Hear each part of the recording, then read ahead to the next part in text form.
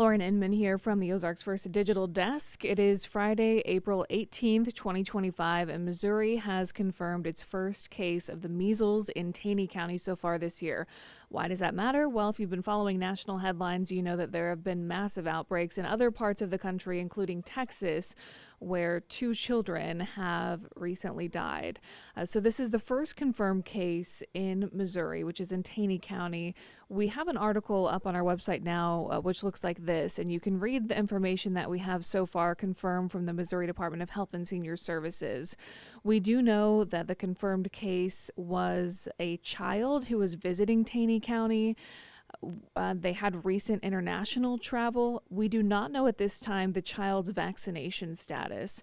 And health officials are telling us that exposure is believed to be pretty limited, as this child was diagnosed soon after arriving in Taney County. Now, what I want to show you is there are some interactive resources that the state of Missouri has put out, which are pretty interesting. So I'm going to link this interactive map in this web story if you want to check it out for yourself.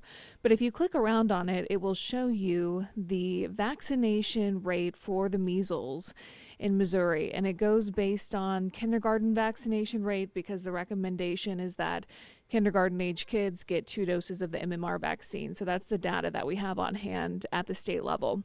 So if we click around here, you can see all the different counties. So Taney County, for instance, where this first case was reported this year, it will show you that there are 83% of kindergartners who have gotten both doses of the MMR vaccine.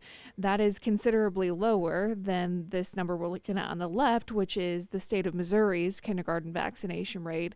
And it is also considerably lower than the percentage needed for herd immunity, which is 95%.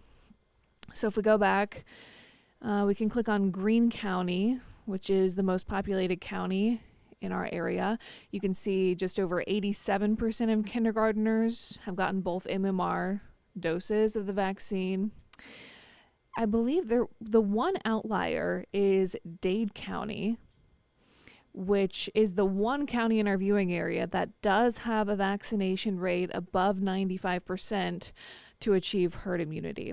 So I will link these resources if you're interested.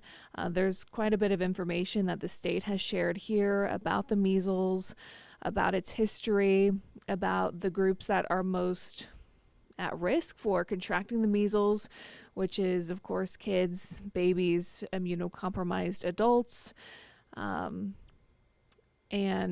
it does say a significant proportion of measles cases will require hospitalization. And here you can read some information about herd immunity, which is basically that 95% level, which means that's, in theory, the level that health officials have identified. If 95% of the population is vaccinated, the risk of the illness spreading drops dramatically. And here are some symptoms of measles: moderate fever, cough, runny nose, red eyes, sore throat.